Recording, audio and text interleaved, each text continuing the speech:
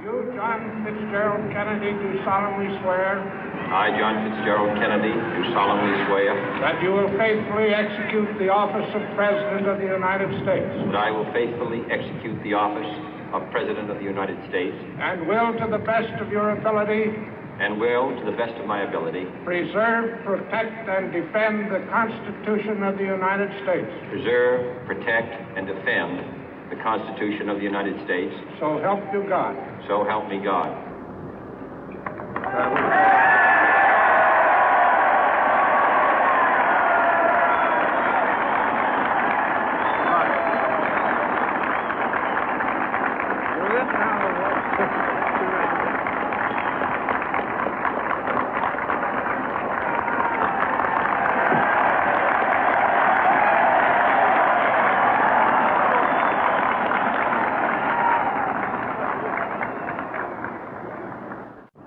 Vice President Johnson, Mr. Speaker, Mr. Chief Justice, President Eisenhower, Vice President Nixon, President Truman, Reverend clergy, fellow citizens.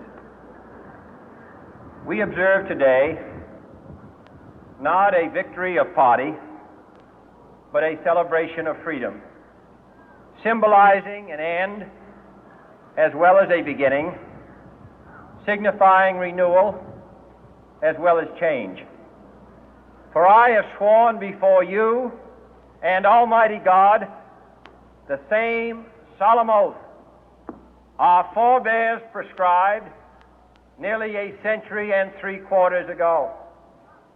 The world is very different now, for man holds in his mortal hands the power to abolish all forms of human poverty and all forms of human life.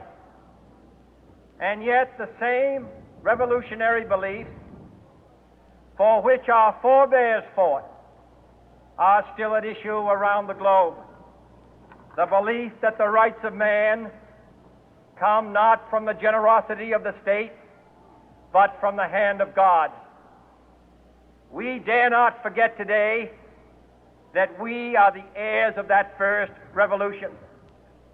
Let the word go forth from this time and place to friend and foe alike that the torch has been passed to a new generation of Americans born in this century, tempered by war, disciplined by a hard and bitter peace, proud of our ancient heritage, and unwilling to witness or permit the slow undoing of those human rights to which this nation has always been committed and to which we are committed today at home and around the world.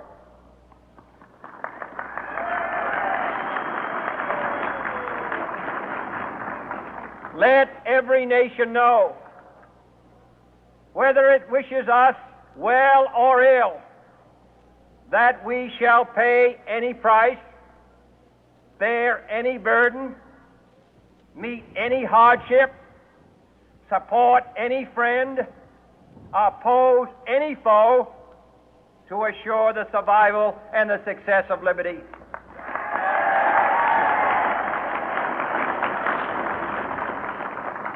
This much we pledge and more.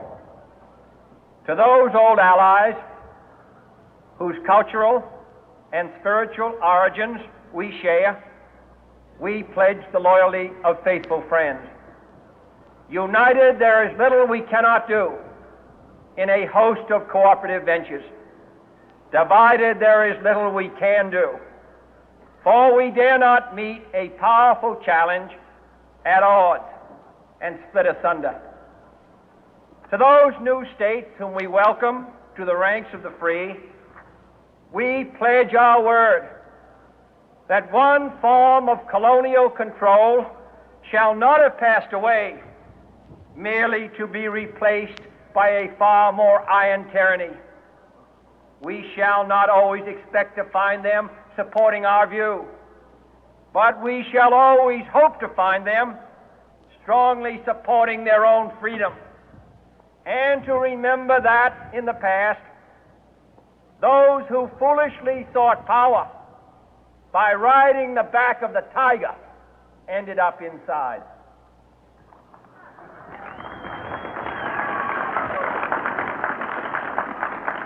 To those people in the huts and villages of half the globe struggling to break the bonds of mass misery, we pledge our best efforts to help them help themselves for whatever period is required, not because the communists may be doing it, not because we seek their votes, but because it is right.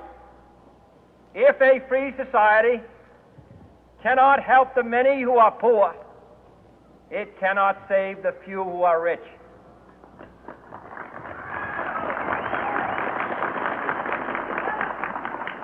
To our sister republics south of our border, we offer a special pledge to convert our good words into good deeds, in a new alliance for progress, to assist free men and free governments in casting off the chains of poverty. But this peaceful revolution of hope cannot become the prey of hostile powers. Let all our neighbors know that we shall join with them to oppose aggression or subversion anywhere in the Americas. And let every other power know that this hemisphere intends to remain the master of its own house.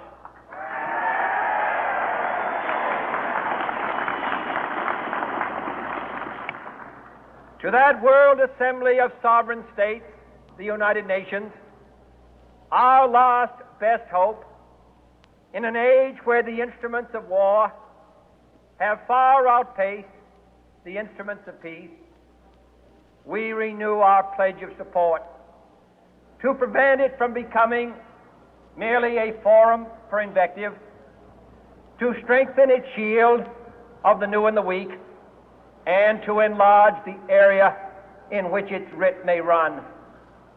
Finally, to those nations who would make themselves our adversary, we offer not a pledge, but a request that both sides begin anew the quest for peace.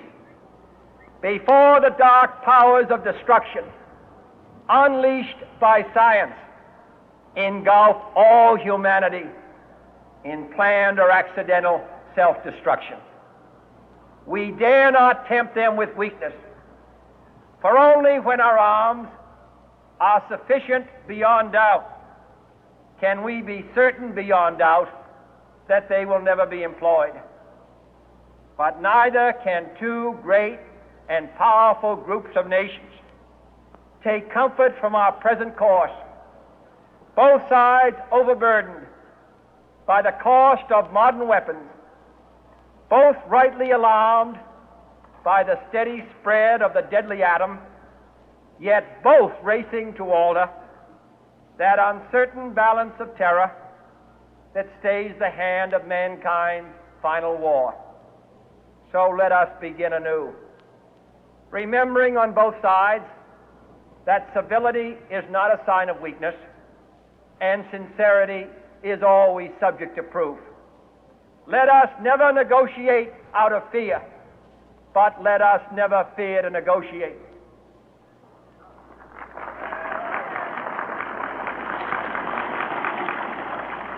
Let both sides explore what problems unite us, instead of belaboring those problems which divide us. Let both sides, for the first time, formulate serious and precise proposals for the inspection and control of arms, and bring the absolute power to destroy other nations under the absolute control of all nations.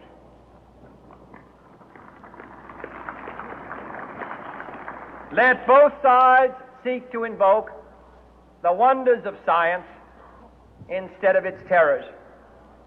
Together, let us explore the stars, conquer the deserts, eradicate disease, tap the ocean depth, and encourage the arts and commerce. Let both sides unite to heed in all corners of the earth the command of Isaiah to undo the heavy burden and let the oppressed go free.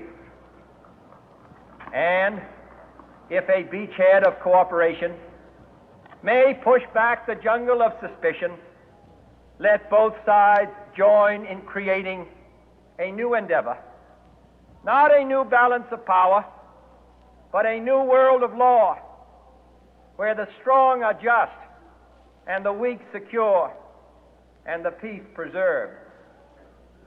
All this will not be finished in the first 100 days, nor will it be finished in the first 1,000 days, nor in the life of this administration, nor even perhaps in our lifetime on this planet. But let us begin.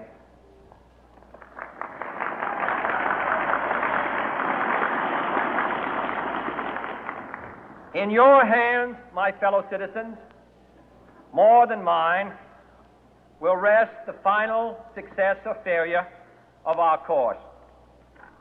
Since this country was founded, each generation of Americans has been summoned to give testimony to its national loyalty. The graves of young Americans who answered the call to service surround the globe. Now the trumpet summons us again, not as a call to bear arms, though arms we need, not as a call to battle, though in battle we are, but a call to bear the burden of a long twilight struggle, year in and year out, rejoicing in hope, patient in tribulation, a struggle against the common enemies of man, tyranny, poverty, disease, and war itself. Can we forge against these enemies a grand and global alliance, north and south, east and west, that can assure a more fruitful life for all mankind? Will you join in that historic effort?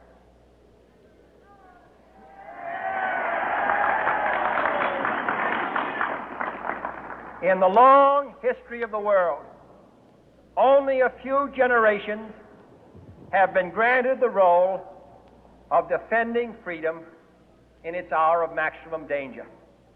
I do not shrink from this responsibility. I welcome it.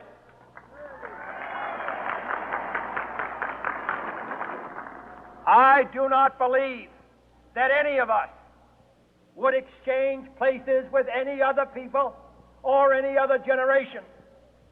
The energy, the faith, the devotion which we bring to this endeavor will light our country and all who serve it.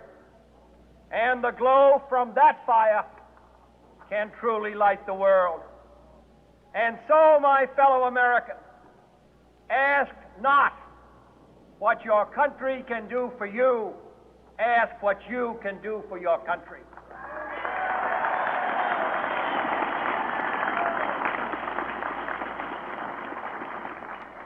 My fellow citizens of the world, ask not what America will do for you, but what together we can do for the freedom of man.